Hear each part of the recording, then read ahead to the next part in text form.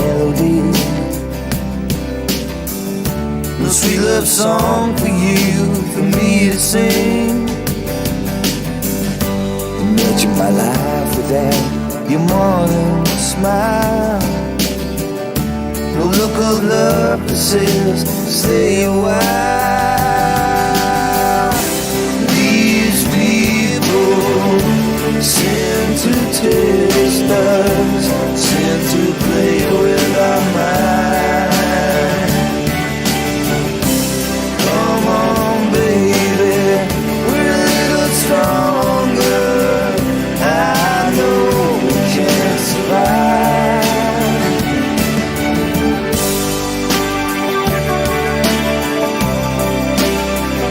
Oh yeah.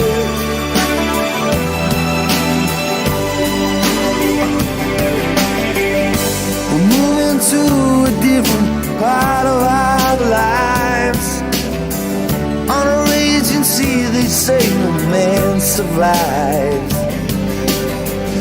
We're moving to a different part of our heart. Come on, baby, now let us start. These people seem to taste us, seem to play with our mind.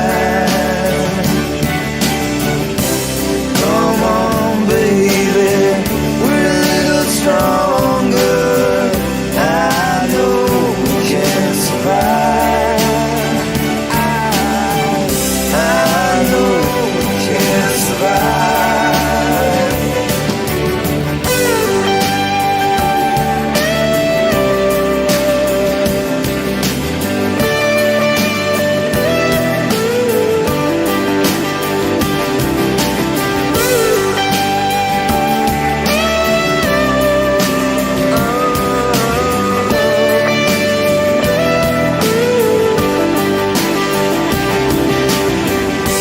Could there be life without the melody? Is sweats on earth without the ERT? Imagine my life without your morning smile, that look of love that says stay a while. These people seem to taste us, seem to play with our mind. Come on, baby, we're a little stronger. I know we can survive. These people seem to taste us, seem to play with our mind. Come on, baby, we're a little stronger. I know we can survive. I know we can survive. I know we can survive. I'm feeling like a number one again. I like a born again. Hand in hand in the sun. Hand in hand in the sun. Hand in hand in the sun. Ooh, yeah.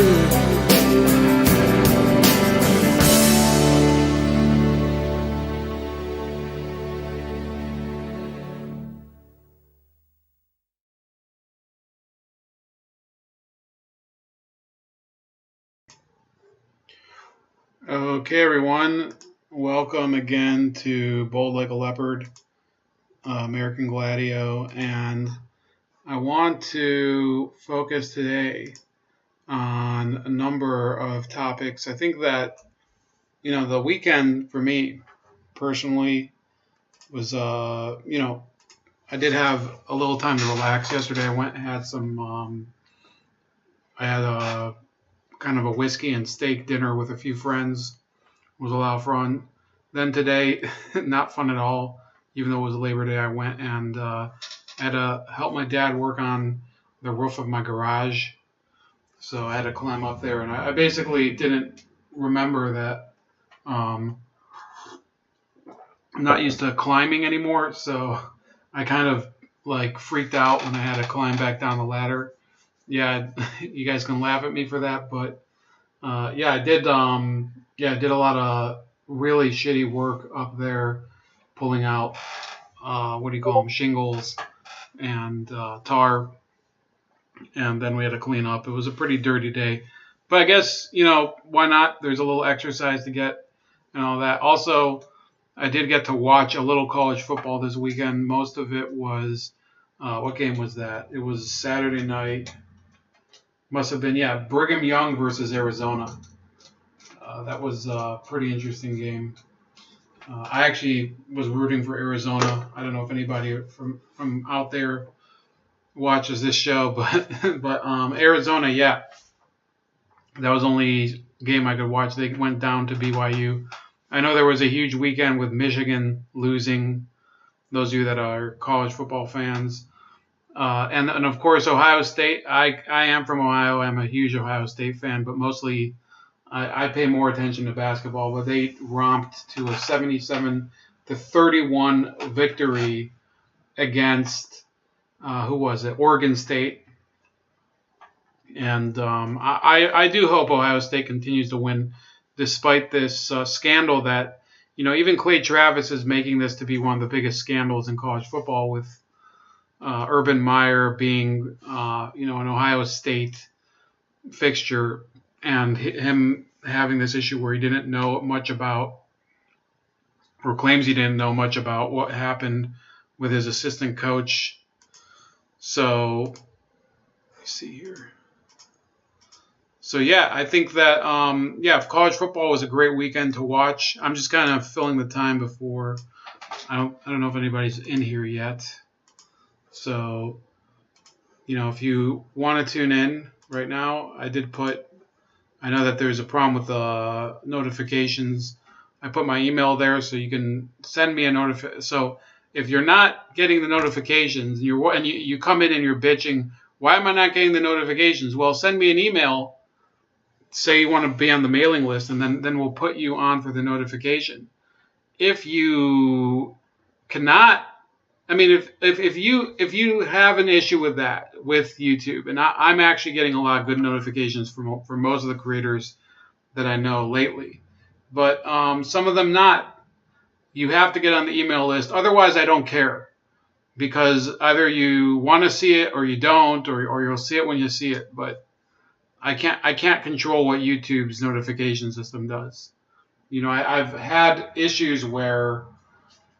I'll go through half of a live stream and then suddenly I'll see people pop in on the notification and I'll be like, well, it seems like nobody's getting them at all. Or see people popping in on the chat. That's what I meant.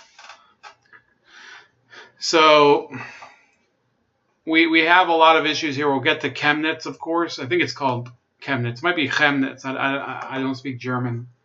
But this is certainly a topic that I've been aware of for a while. Probably everybody's already aware of it. If you're not aware of what's going on in Europe, where there's just this outpouring of grief over what's happening with these immigrants that are coming in, and basically, the government has really planned very poorly about absorbing them and just dumping them in on communities that are not capable of sustaining them, and then they do create a huge crime wave there.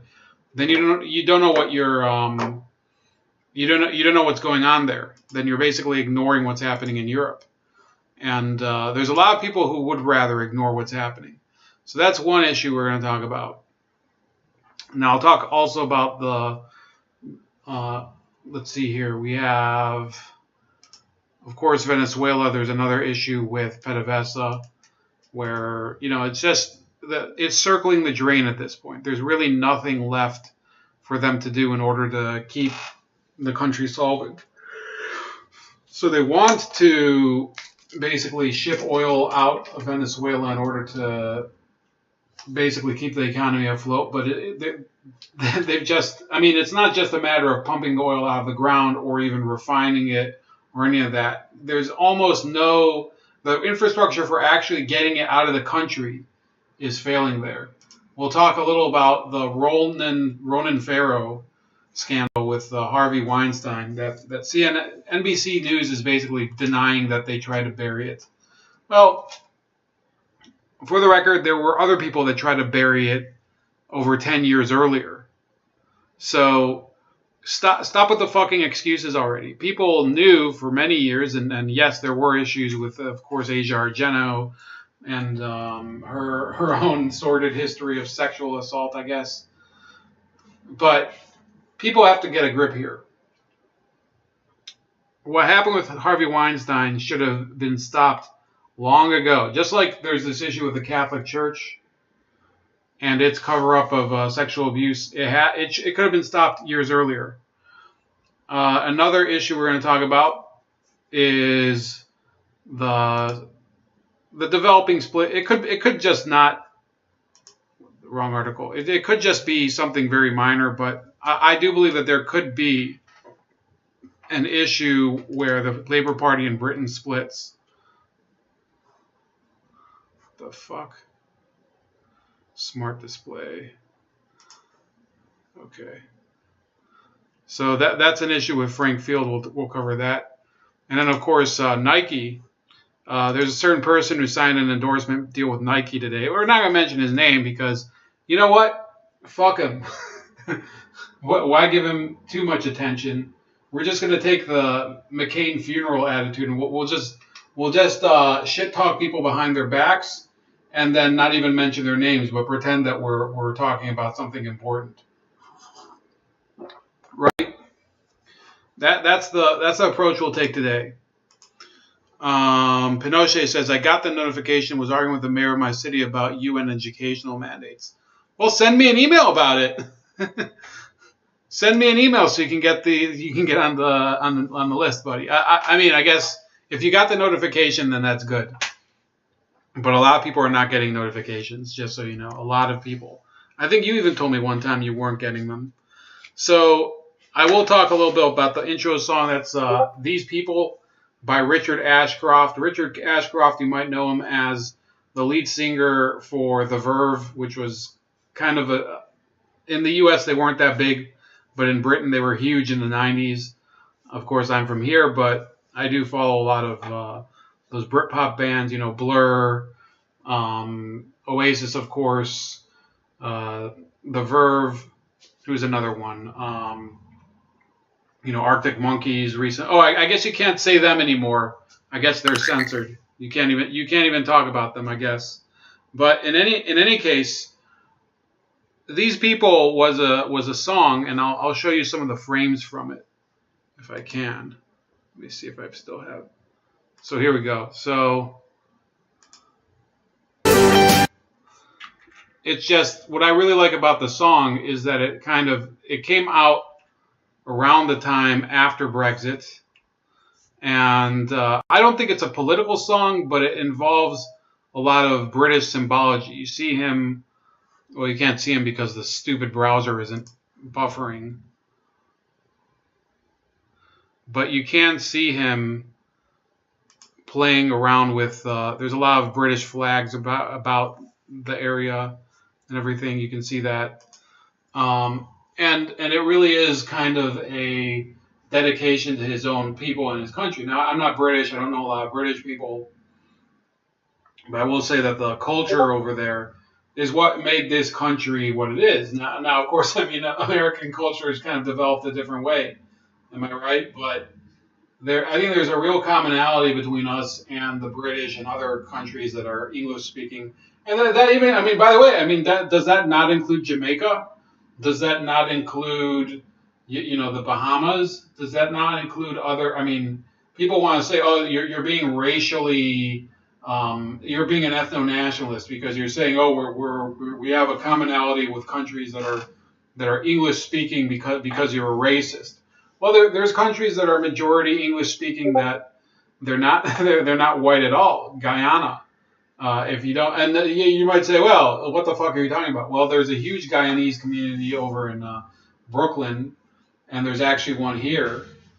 So people want this to be, they want language to be a racial issue. Now, I do speak other languages, but people have to be, realistic that in order for the United States to remain the type of country with a free society, I think it's better that we stick to the English language. We stick to the traditions of British literature and of course Enlightenment philosophy. As a country, you yourself can believe in whatever you want.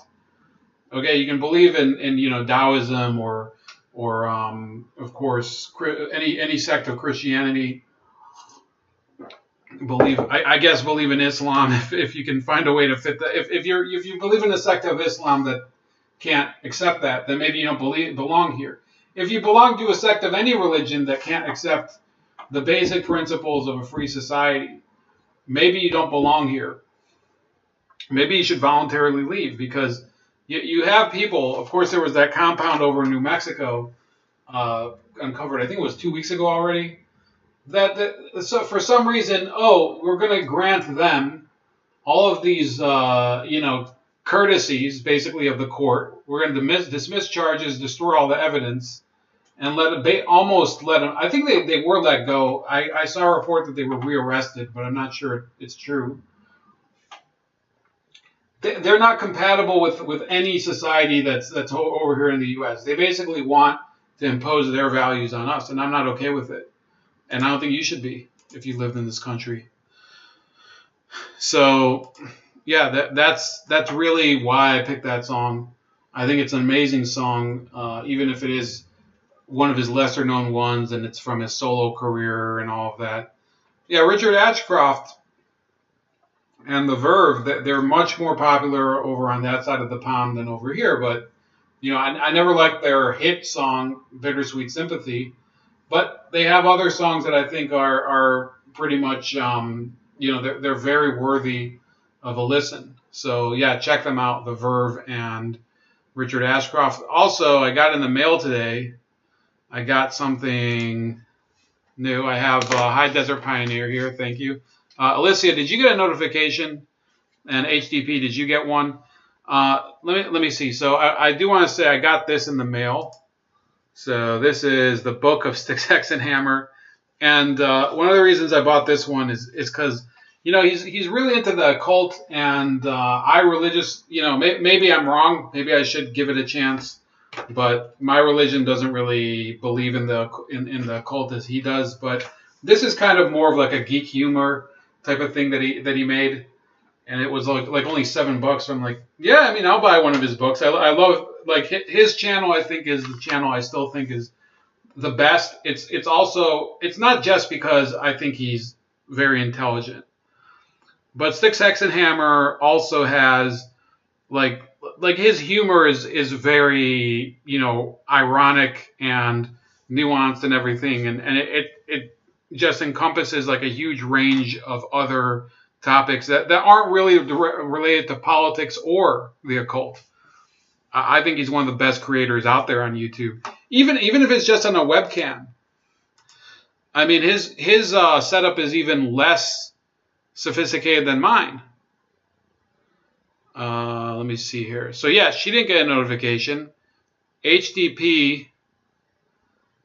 What? Who are you a fan of? High Desert Pioneer. Let me guess where he's from. Are you from Denver? Yeah, I'm not taking the hat off, man. What do you want me to do? I'm definitely not putting on a 49ers hat. I could put something else on top of it. I have this Edmonton Oilers hat, but it's undersized. I never got through it. I think there was I bought from some place that had like a no returns policy. So yeah, I'm not taking the hat off. You might just listen to it with the screen. Go to a different screen or something. But I'm not taking off this hat. So also, it's pretty dirty. You can probably see some stains on it from I can't wash this one. So sorry about that. Look, now I've grossed you out too. Steelers fans since the 70s. Oh my God, man. You know, I work at a place where it's in eastern Ohio, so it's really close to the border, and it is just Steelers country. It's bizarre, and I've pretty much been trying to escape Browns fans my entire life, even though Steelers fans, to be honest with you, are like also a different type of person that I've been trying to get away from. But I guess welcome. You can come in. You root for any football team, even like the Redskins. I mean, if you want to watch my show, I don't care. I guess because I don't think football is nearly as important as it used to be for me. And we're probably not going to be talking about it as much as I used to either. We'll probably touch on it a couple times. You know, of course, I have to vent my frustration with Jason Garrett and all that. So let's launch into some of these topics. Okay, so let's go to Venezuela first. Venezuela's port woes stall oil exports to Rosneft. So Rosneft is a Russian oil conglomerate, and Venezuela has a port. I think it might be Maracaibo, I'm not sure. No, I guess it's Jose's South Dock. But in any case, the dilapidation and the lack of maintenance on Venezuela's ports has become so bad that even when they can drill or I guess pump oil out of the ground, it's very difficult for them to actually ship it out. So I guess we'll read through some of this. If it gets too detailed, then we'll move on. But in any case, the closing of a dock at Venezuela's main oil export port could delay as much as 5 million barrels in crude deliveries to Russian company Rosneft, further complicating oil for loan agreements between state-run PDVSA and Rosneft, a source said on Wednesday, and internal PDVSA documents showed. So the dysfunction at PDVSA is so bad that even now that it's basically being almost dominated by Russia, because they owe so much money to Russia. So why shouldn't Russia demand a little peace? They are still losing. They're not able to actually get the stuff out of Venezuela. As I said before, a tanker collision at the weekend forced Venezuela's PDVSA to halt operation at Jose Port's South Dock, curtailing planned shipments mainly for Rosneft and for U.S. firms Valero Energy and Chevron Corporation until damages can be repaired. By the way, if you guys want to follow me on, let me just put this here. This is my GAB handle. So I keep hearing the GAB ribbit in the background. So that's good news. PDVSA and Rosneft did not reply to requests for comment. PDVSA has fallen behind on its export contracts this year, raising the prospect of temporary cancellation of shipments under force majeure if it cannot recover production and export capacity. In April, Rosneft and PDVSA signed a refinancing agreement designed to allow the Venezuelan company to catch up on delayed loan payments by delivering more crude to Rosneft. So basically, they had loaned a lot of money from Rosneft, and they couldn't pay it back, so they promised them more oil in exchange. The Russian company was using Jose's South Dock to pick up the cargoes. PDVSA was scheduled to deliver 4 million barrels per month of heavy crude to Rosneft under the April agreement. What's up, Ophir Gal? Welcome. Did you get a notification, man? I don't know if you did. By the way, I did put the first two messages. This one is the email to get on the mailing list. So please email me, get on the mailing list, and at least, if I remember, I could still fuck up, but if I remember, I can just send a notification to all of you saying what time we're going to start and whatever. Deplorable is here. Let me see. Why is his notification? Oh, maybe because he cussed. Let me see if this will make it better. On August 29th, the Nordic Moon, Wedyan, Lenny P, and Nordic Thunder, all large vessels, were anchored off Jose Port, waiting for authorization to load up to 5 million barrels of crude for Rosneft, according to Thomson Reuters vessel tracking data and the PDVSA reports. So basically, we're not going to go through the rest of this, but they have all this oil that's ready to ship out. But because of, I guess this collision and all sorts of other issues going on over there, they can't even get the stuff onto the ships. So I guess, the long story short, I guess we could have done this in like one sentence. They have all this oil, but they don't have any money, and they also don't have how to get the oil out of the country. So this is a nation that, by the way, I was writing an article this week, actually this entire day, most of the day, besides for the roofing I was doing. There's a country that's been sending money over to other countries in the past in order to prop up their own regimes, and they're actually investing or tied to at least a number of media companies here in the U.S., not very major media companies, but still trying to spread their propaganda in order to say, well, it's the United States that's ruined our economy. No. Venezuela, ignore everything. Just look at how they manage their own house. Okay? Don't talk about, the what do you call them? The sanctions and all of the other economic policies that the U.S. is having towards Venezuela. I don't think that they're a good thing either. I think that we don't need to impose sanctions on them for them to collapse, because their policies have basically wrecked them permanently until they get a totally new A, government, and B, economic policy, where they're not seizing other people's assets and throwing their entire future into the sea. That's what they're doing in Venezuela. Drink pineapple juice. I keep forgetting. I am willing, by the way, now to try it, even though I think pineapple juice sounds kind of disgusting. So Deplorable says purely themselves to blame. I would say it's entirely their fault, but they're definitely blaming America for shit that they did to themselves by getting into debt with China and Russia or whatever. Look, it's as much China's fault, it's as much Russia's fault as it is the United States, but you never see them blaming those countries, because without them, they wouldn't be able to stay in power, Maduro and his government.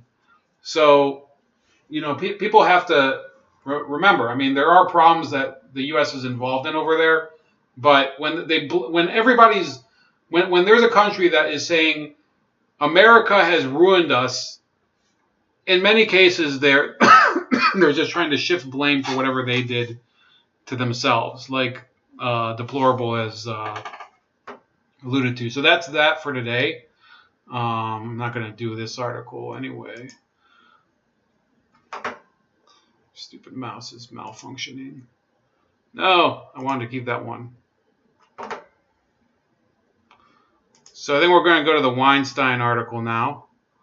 By the way, apparently John Kerry was thinking about running for president, but in the end, the story was that he's not really thinking about running for president.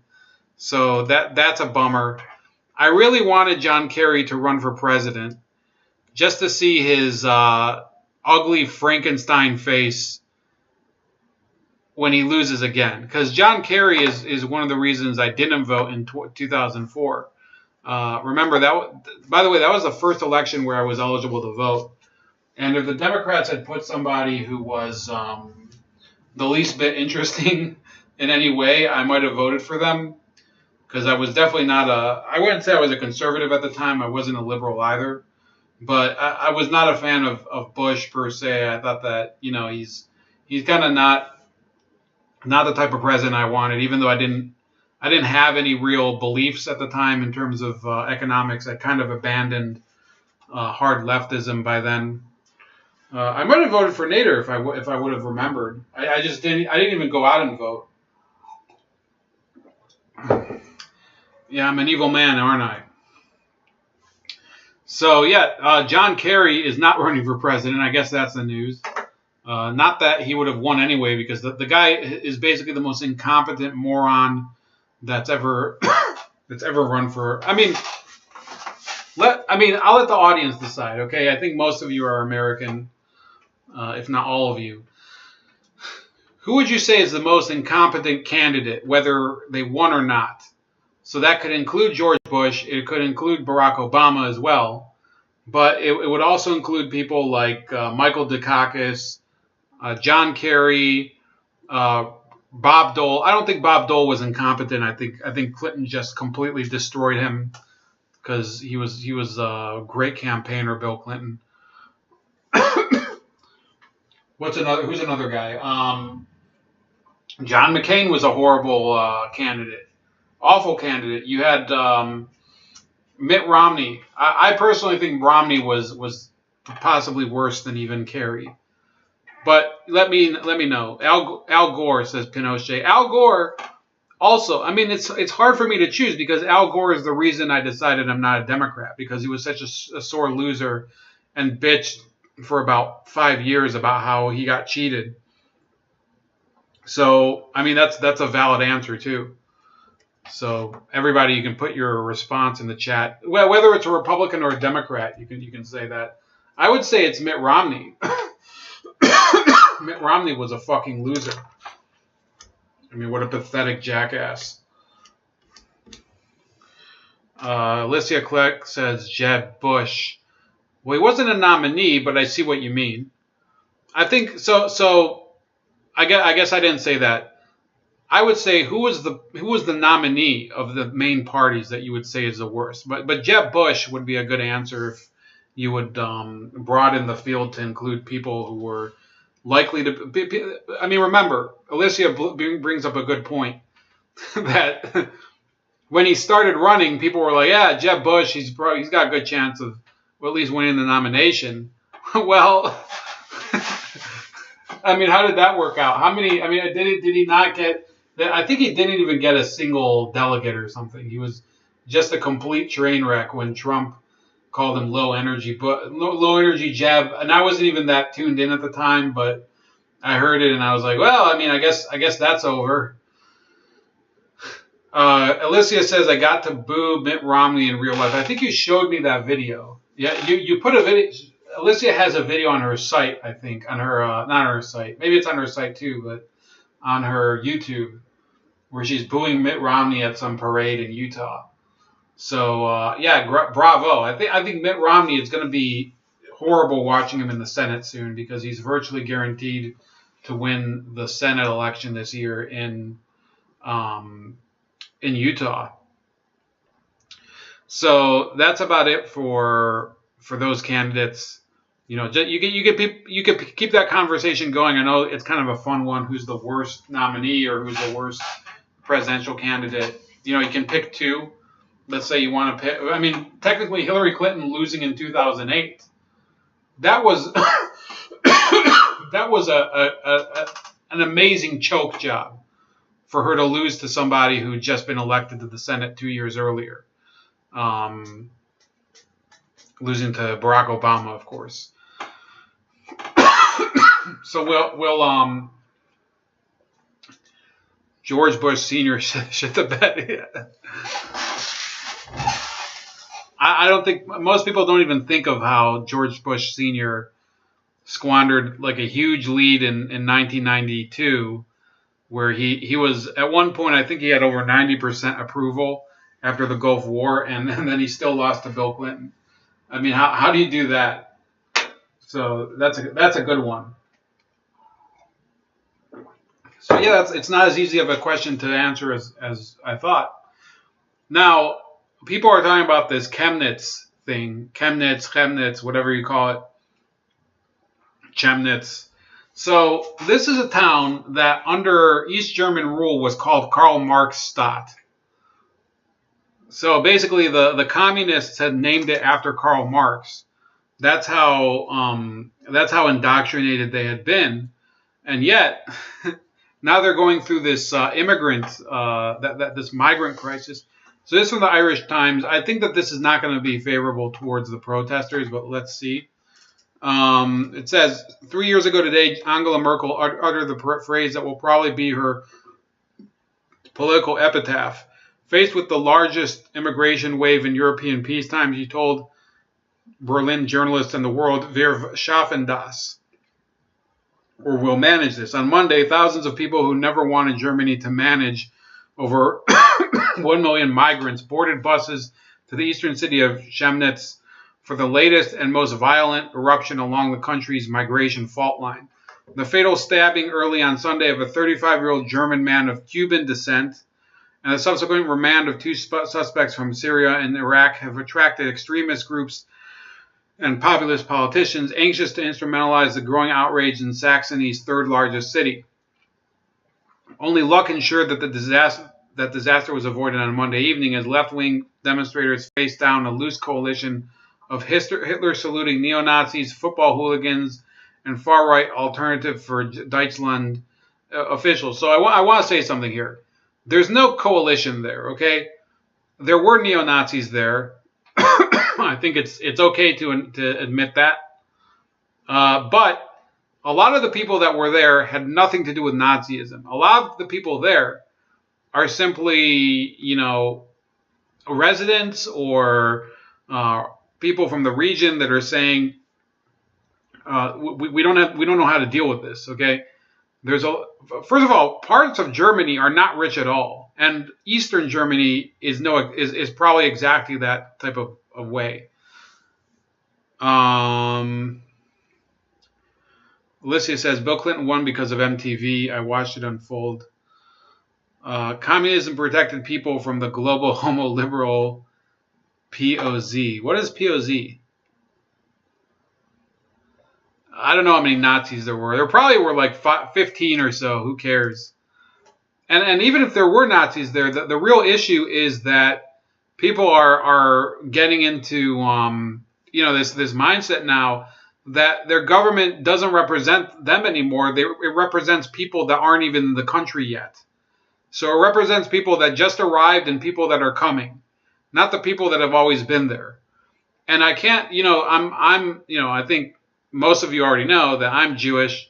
Of course, I probably would never support nationalism of the traditional variety in Germany that's happened before for obvious reasons. But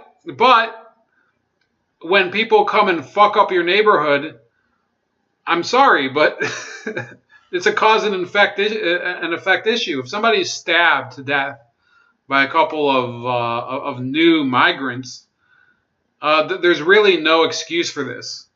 There's no excuse. Away from the near riot, dozens of immigrants and others with a, quote, non-German appearance in Chemnitz have reported verbal and physical attacks. A darkening mood has seen over 1 million new arrivals living peacefully in Germany, eclipsed by a stream of attacks with asylum seeker perpetrators. So this is the narrative of people who want to say, well, the majority of the migrants are okay. Well, how about you go and live in these poverty-stricken zones yourself, these no-go zones, and then you can tell me how well-adjusted you'll feel. Cultural AIDS, that's interesting. POZ. But what does it stand for? I read an article recently about how, unlike the left, the right isn't intersectional. We aren't on the same side. Yeah, there's an issue where, I think it's... Look, I'll tell you what. Yesterday there was a stream with Tommy Sotomayor where he was like really, really going off on the fact that he, I think somebody who was Jewish had reported him, and he really went off the deep end and started, and you know what? I was calling in to try to say, I'm trying to refute some of the people that were calling in to keep him going and add fuel to the fire, and then I was finally like, you know what? Screw it. If Tommy Sotomayor wants to go into this, I don't care anymore. I'm not gonna let it ruin the rest of my evening, and I didn't report it, but. A lot of assholes probably would have reported to Tommy Sotomayor, and it would have just validated his point. that he's being censored. Because I think he interviewed David Duke last week. So, sometimes you just have to accept that there's a lot of people that don't like you, and there's certain reasons that they don't like you. Some of them are valid, and some of them are not valid. So that's the way I relate to that. And yes, like Moo Man saying, I don't think that there is intersectionality on the right. I think that plenty of people are willing to say, I'll cooperate with people on one issue, but that's as far as I'll go. I think if you watch Alicia's channel, for example, she's not exactly embracing this new tolerant liberal right wing, the type that the walk away movement is doing. Not that I'm not trying to say that she's completely intolerant, but a lot of the stuff she highlights is basically rejecting these cultural deviations that are going on, the deviations that I agree with her on in terms of especially sexual predators and issues of transsexuals and whatever. So, yeah, and by the way, check out her channel, because I think that it basically shows you that's really what actual social conservatism is. Alicia Clegg's channel.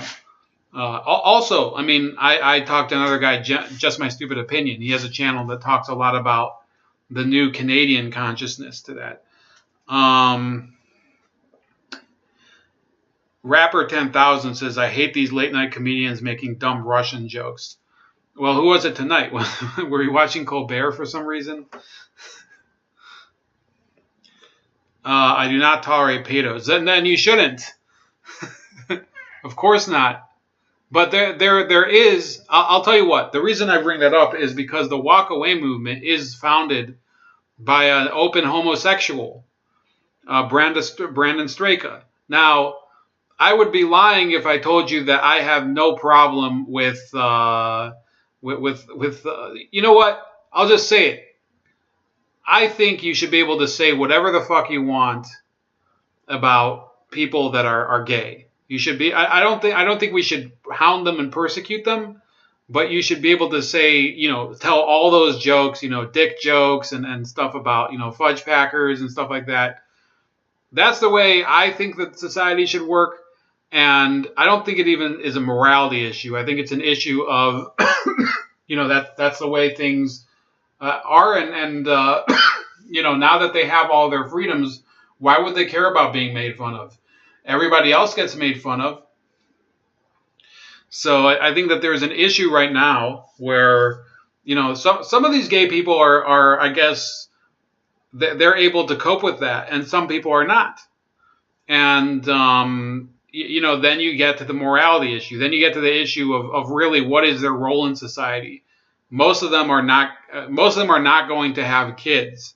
So if you believe in a society, and we're talking here about Germany where there's a low birth rate, if you believe that the objective of having a marriage or whatever is to have children, then of course gay marriage makes no sense.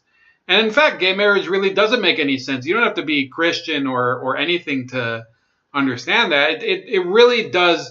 I want to ask anybody. I mean, I don't want anybody to feel obligated to answer, but what do you really think is the purpose of getting married if you're just going to be with some hairy, disgusting dude and, a couple of, I guess, hens and cats in some apartment above, Brooklyn or whatever. I don't know what the fuck they do. San Francisco. Say whatever you want, okay? I'm not telling them how to live. I'm just saying what the hell is the point.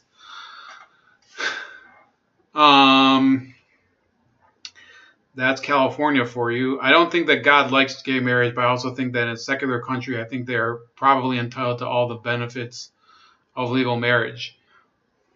I mean, what things that have been determined by the law, I think are, I'm not going to go to war over something that the courts have already decided. So there's nothing I can do about it. Pinochet says, I was a very understanding person, and then I saw the whatever the hell that huge acronym community degenerate quickly. Turn degenerate. No, I think a lot of them have always been degenerates. A lot of them have. And you know what? For those that are not, then I'm sorry, but there's an issue of perception determines reality. So, of course there are people that I guess they are completely, they want to live a normal life, but they of course there's a whole debate over whether it's from birth or whether people develop into being, a lesbian or whatever. And I think that the question is, if we're going to create a society of high functioning adults that are able to cope with the issues of just basic living, then I don't think it's good that we're encouraging these deviant lifestyles. Even if people can do whatever the hell they want in their own home, but encouraging it openly, encouraging this garbage with the fucking the stupid cheerleaders at the NFL games or whatever, and they're probably they are blatantly flamboyantly like gay or whatever. I think that that's not really what I would want in a society, and I could be wrong, but I want you to think. Do you think that will fly in the NFL, having that dude dancing for the New Orleans Saints? I don't think so.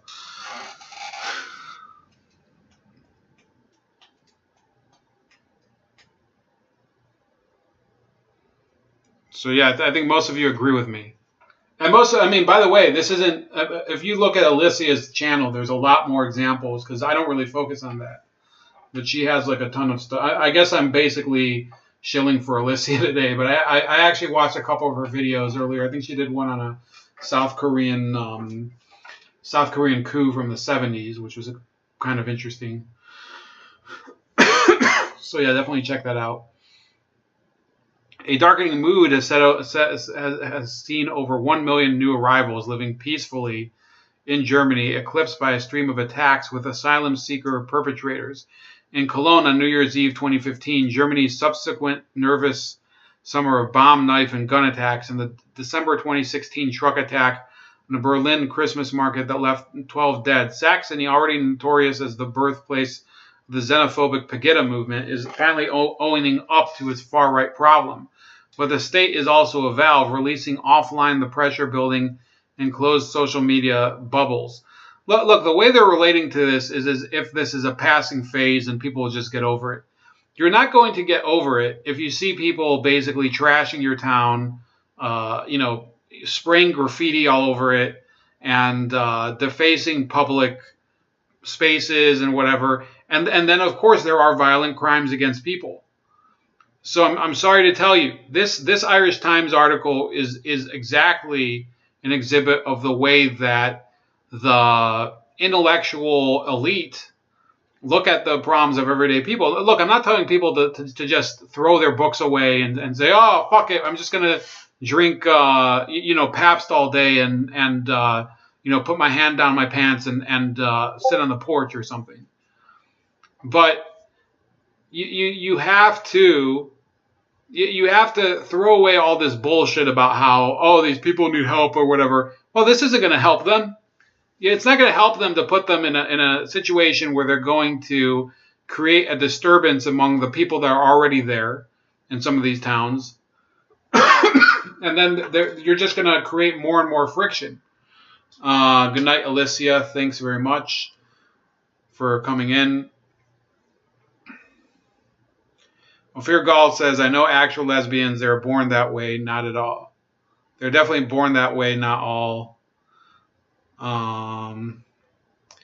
Michael Sam was annoying and could not play. What did Moonman say? Moonman's pretty active today. I don't think he's ever been on the channel, by the way, so welcome, whoever you are. Lesbians have higher heterosexual body counts than most straight women. I don't think that there are many actual lesbians at all. Yeah, that's a theory we could get into one day, where I think that in reality, most women are. I mean, there's more women that are willing to. And if you're a woman out there, feel free to disagree with me. But there's probably more women out there willing to have sex with another woman than there are men who are willing to have sex with another man. Because I go to of course, actually the gym I go to now is great because there's just one single bathroom. You go in there, you change, and there's nobody else there. But when you go to some of these gyms and you see like you just see some of the nastiest dudes ever, you're like, you don't understand how women would want to have sex with that thing. So then I can't believe some of these gay guys. They're all in, like you see some of them are. Of course, some of the gay men are probably in much better shape than us, but it just doesn't make any sense if you're a straight guy. But for some reason, women have absolutely no issue with, of course, I mean, think about it. How often do you see straight women, even straight women who profess to be straight, all the time complimenting each other's looks? With guys, it's much rarer that you comment another guy. Who did I see had an interesting comment? Reverend Starkiller, Pinochet, bisexual people are just adventurous gay people and miraculously disappear after 25 years old.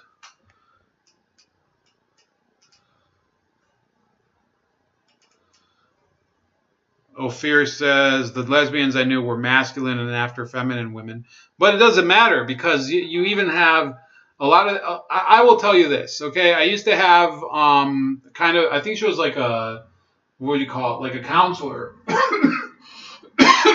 She was like a youth counselor that she said, and she was a straight woman, she said that she would definitely have sex with another woman. It's like, okay...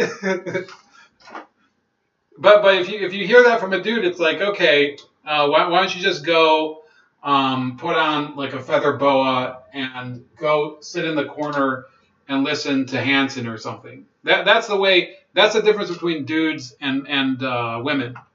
It just is. It just is. That's the way I think.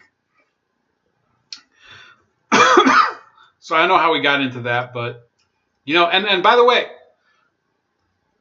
if that's homophobic, then what do you want from me? That's an observation, and I think that gay people should be able to observe, behavior in straight people too, and they do. They have all these stupid shows where they say, oh, the straight dudes will wear the same pair of pants the whole week, and it's true. It's true in my case because I don't own that many pairs of pants. I actually need to go to the store and get more. But that's truly. That's the definition of a free society, that people can make negative remarks about another group of people and not have to fear being censored about it and just being stigmatized because you think a certain way about a group of people. It doesn't make you right, it just makes you free. So I think this is the last paragraph, by the way. The real warning of Chemnitz is how many locals joined the protests. Squeezed by low-paid work and rising rents, many are furious at how new arrivals got free apartments and generous welfare. Germany's Geneva Refugee Convention obligations mean little to people with little experience of foreigners in the East German past and real existential worries in the present. So I'll say this before we move to another topic, unless you guys have any questions about this. Any country where there's a huge influx of new people and people object to that, that's not xenophobia. That's not xenophobia. That's that's a reaction to a sudden just bloated market where you can't find jobs as easily as you could before. You can't. Of course, the public transportation could be more crowded than it used to be. It's just the way it is. You had in Brazil, it was just reported a couple days ago, and Red Elephants did a video on it. By the way, Red Elephants, they have a lot of good content, and there's plenty of things I think, I find them to be very critical of the Jews or whatever. But if they can put together good content and a good show, what am I supposed to do? Report them? because they just do a very good job on certain topics. There's other topics where I disagree with them, and sometimes I'll comment, and sometimes I'll just move on. I think that's the attitude to take.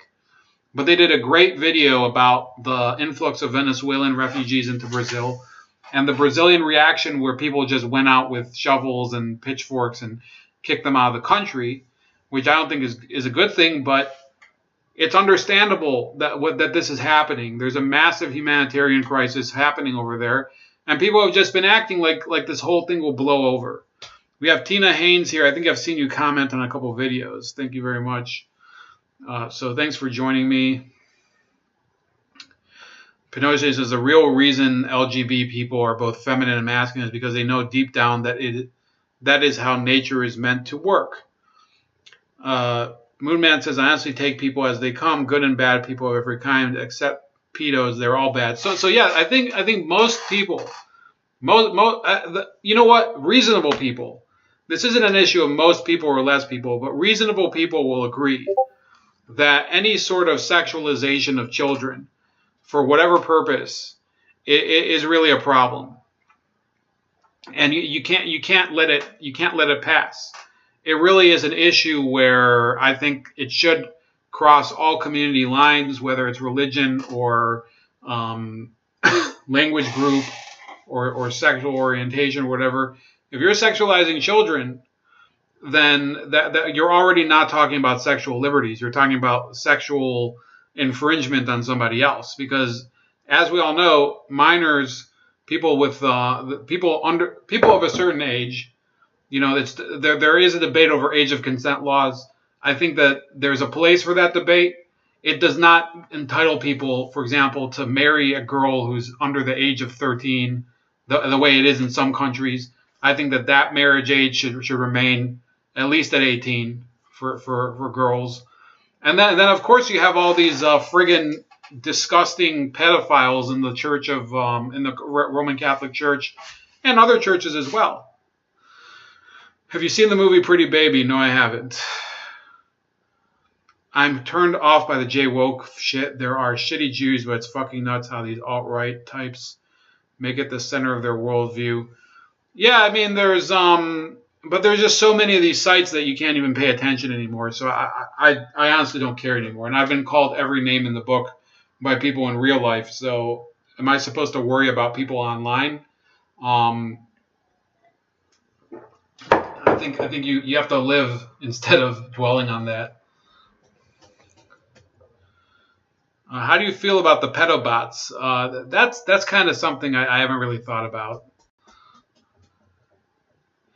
It's Hollywood being... so you're talking about that movie Pretty Baby. Maybe if you want, I'll look for something like that. I hope it's not something that I'd not want to see, because it sounds disgusting. Yeah, you said Brooke Shields. I think Jodie Foster as well was underage when she played a prostitute in Taxi Driver. So we're going to go to a topic that's very related to this. NBC News boss throws Ronan Farrow under the bus for probe of dishonest Harvey Weinstein. So I think that we can all agree by now that Harvey Weinstein, he's covering up a lot of shit. And maybe he's not guilty of literally everything they say about him. But the man is a world-class scumbag. And... it looks like, again, innocent until proven guilty, presumption of innocence. But I'm predicting, okay, I'm not going to say for sure that he's guilty, but I'm predicting that he'll be found guilty of a number of sexual offenses and probably, other offenses that are non-sexual, because he was really doing some pretty disgusting things on a professional level as well. So it says here, some believe that decision a failure of our competitive instinct, so be it, said NBC News boss Andy Lack today in a self-justifying memo and accompanying self-described fact sheet on the choice of the division of the Comcast-owned network not to air Ronan Farrow's investigation into the accusations of sexual harassment and assault by the once powerful Harvey Weinstein.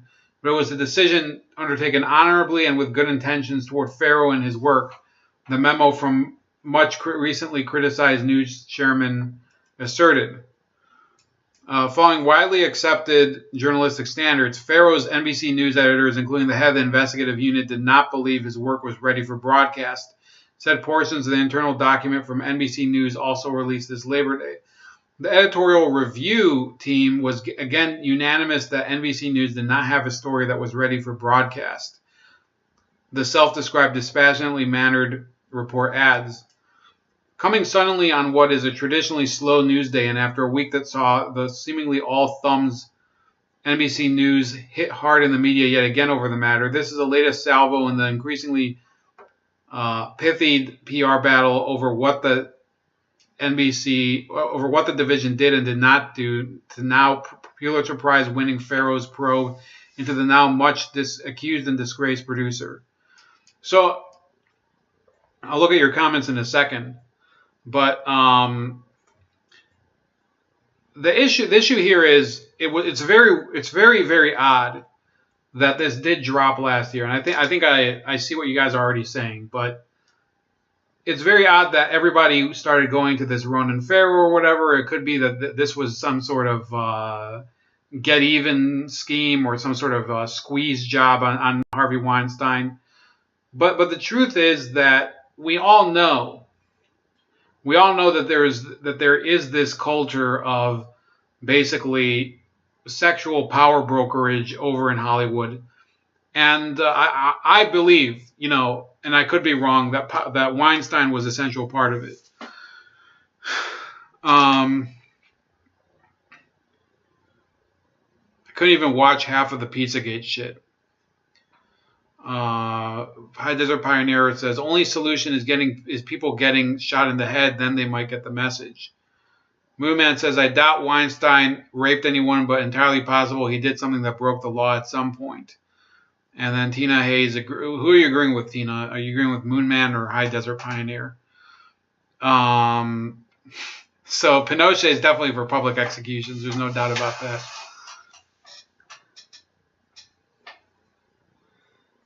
So Impex is saying, so he's talking about the child sex robots. I still think it still is kind of fucked up, though, if you think about it.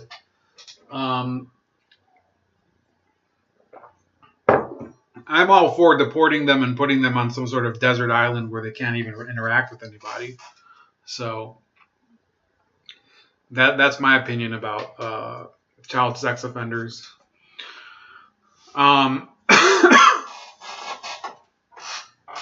So this article is actually not written very well. There's a lot of weird sentences here. But it says the editorial review revealed that several of these interviews relied only on secondhand knowledge and suspicion rather than any direct observation. The 10-page document declares of Farrow's work, which of course showed up in another form in a hard-hitting expose in the New Yorker last fall. One described incidents she witnessed as more consensual, and another interview subject would not name Weinstein when describing common behavior by Hollywood studio heads, the report says. So this is the basic gist of this issue, okay? Harvey Weinstein, there were reports of him raping or sexually assaulting women or harassing them in whatever way for years. And in fact, there is an article, this is from The Hill, by the way, from last year, and it says in 2004, the New York Times killed a story exposing Weinstein after he visited the editors. So, look, I'm sorry to say this, and her name's Olivia Beaver, so you can forgive me for thinking that name is kind of funny given the circumstances. I don't care if it's insensitive. I was looking at that, I was like, I mean, you should have probably chosen somebody else to cover this, but I guess maybe it was her turn. But in any case, there were people who have tried to expose him before, and they just get stonewalled by it. And there should be no person who is so hooked up that they can't be exposed for sexually assaulting people. Okay, I get it that legally they should be entitled to all the protections as anybody else. But this is beyond that. This is being entitled to protections that are beyond anything anybody else can get. And you know, there's very few people that have that. You know, there's Weinstein, and then of course there's Bill Clinton for many years. One could even say, and you know, this might piss some of you off because I know you're Trump supporters, but if Donald Trump is able to shield himself from getting prosecuted for sexual crimes, then it really does show you that there is a disparity between the equal protection of everybody else and him, and that disparity is because of money and connections or whatever. Now, I don't think that there is nearly as much evidence concerning Trump as there is concerning Weinstein, and I think the evidence against Weinstein is even stronger than it was against even Bill Clinton, in my opinion. I've been studying Bill Clinton for a while now, in terms of the things that he's done. So in terms of that, yeah, I think he's definitely, you know, he's gotten away for way too long, and I think that this Andy Lack, in condemning the reporting of his own reporter, Ronan Farrow. Well, I guess, I mean, he was reacting to Ronan Farrow claiming that he was shut down. You know what? You have to be a little more courageous, man. And I think that what it really indicates is that NBC News was willing to say, well, we'll just let this story die because we want to be able to have good relations with the Weinstein Company. You know, they have a lot of people that are, of course, you know, there's films that we might want access to in terms of, you know, some of our late night shows or interviewers being able to talk to Hollywood people. That's really what they had in mind. It wasn't maintaining editorial standards, in my opinion, because they never care about that. That's the most bullshit excuse that there is. Tina Hayes says she's on High Desert Pioneer.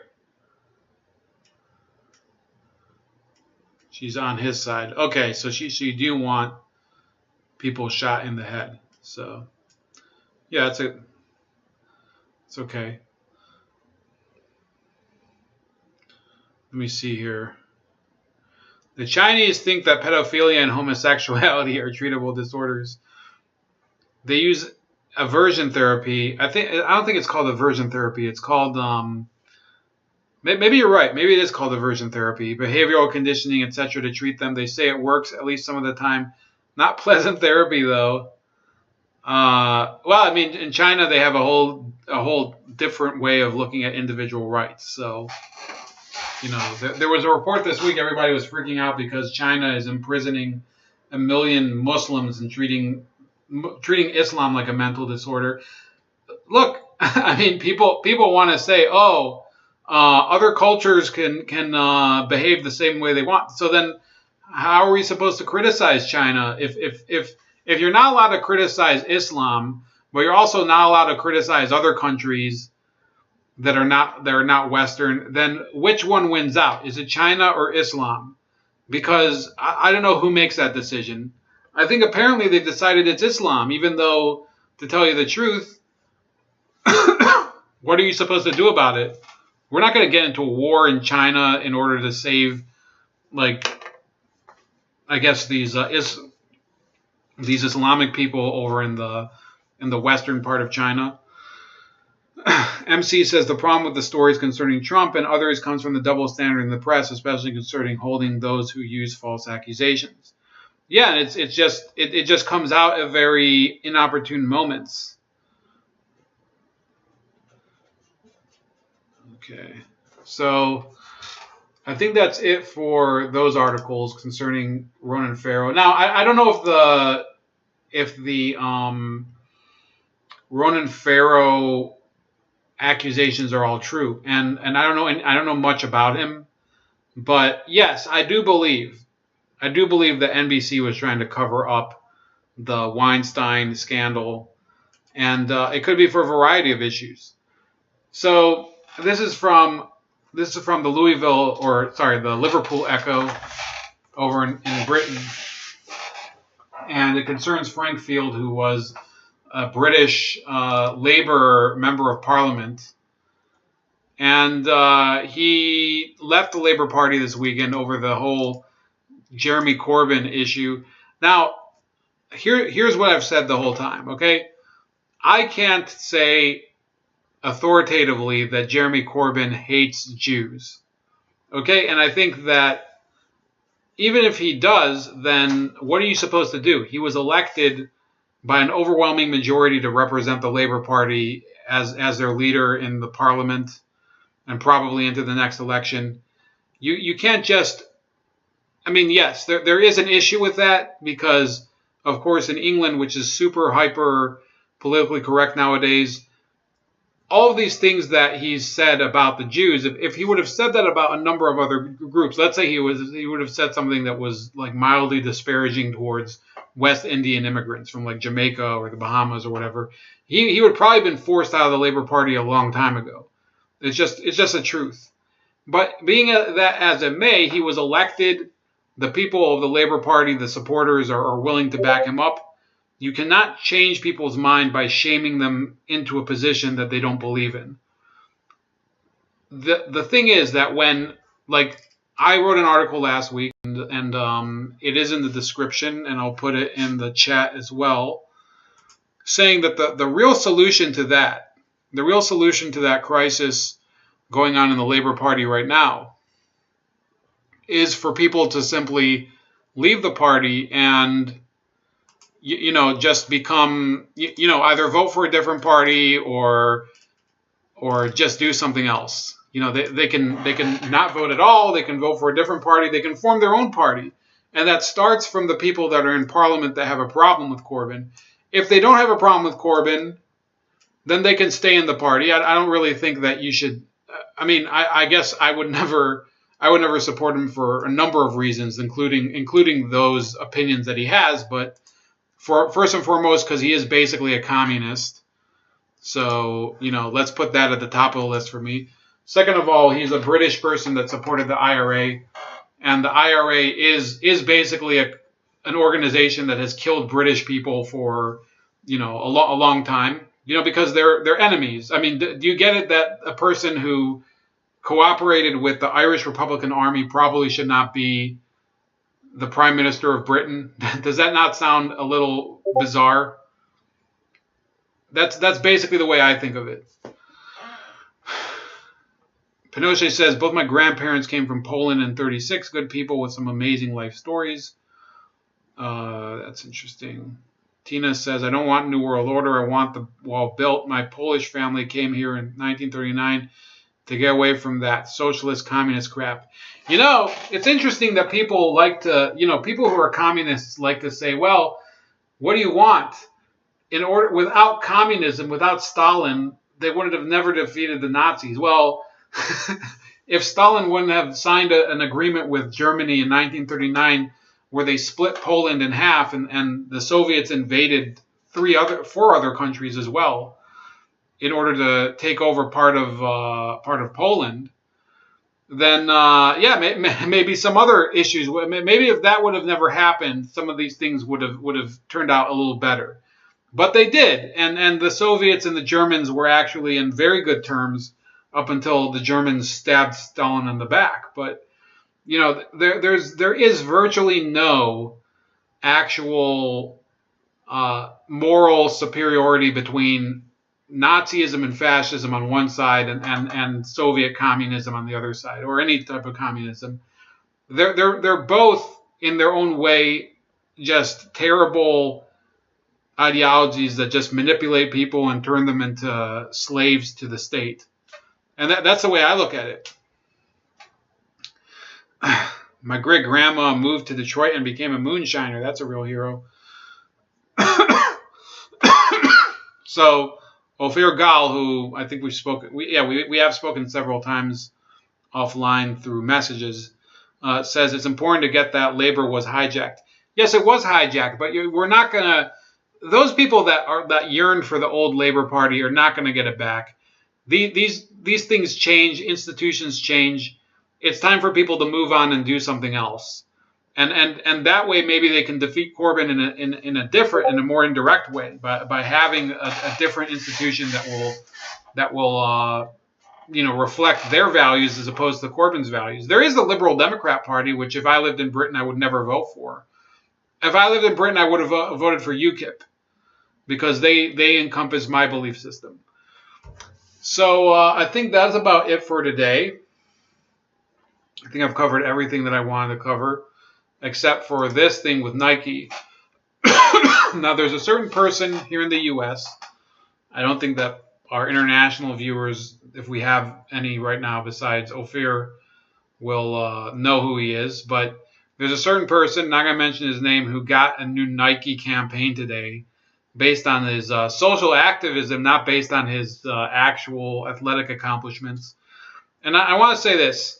For somebody to accept Nike as a sponsor because of your social activism, for whatever cause, means that you don't know shit about Nike. And I'm not going to tell people to boycott Nike because I don't buy Nike anyway. I've always been I've bought Adidas or whatever.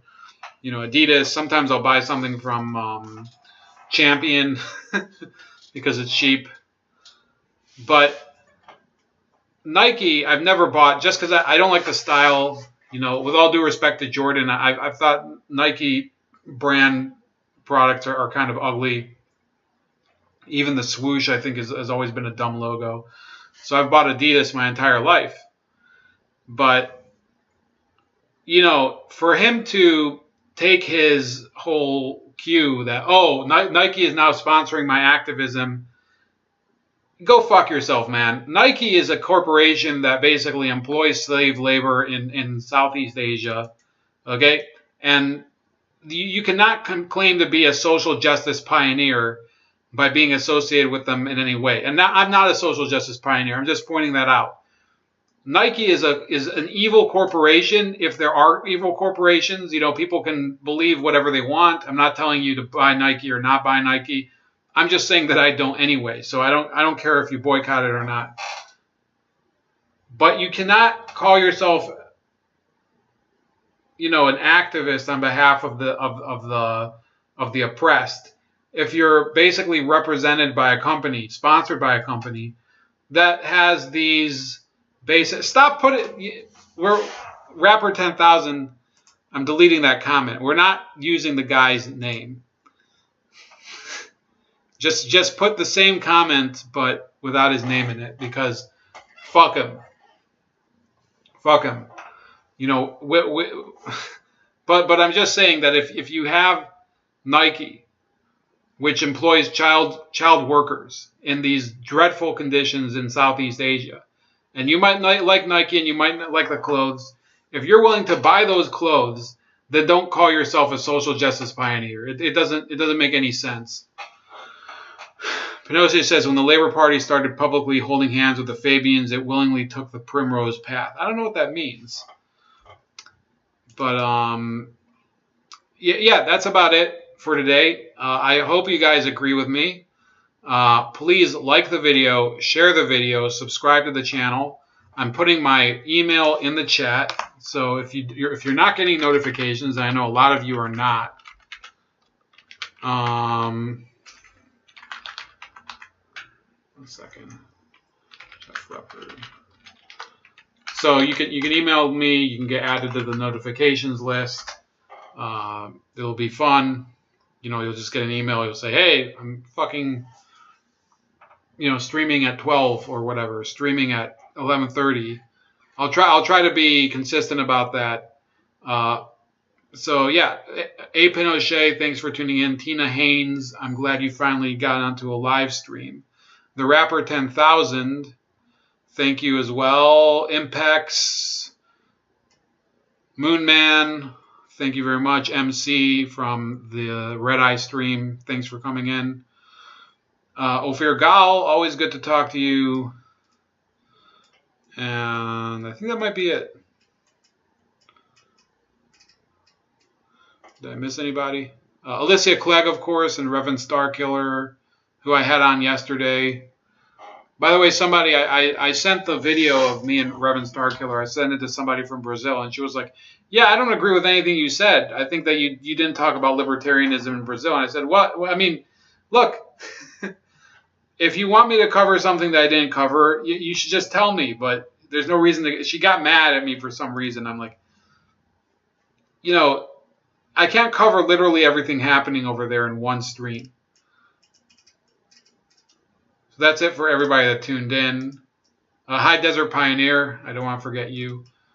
So yeah, have a good night, and we'll talk later, and have a happy Tuesday.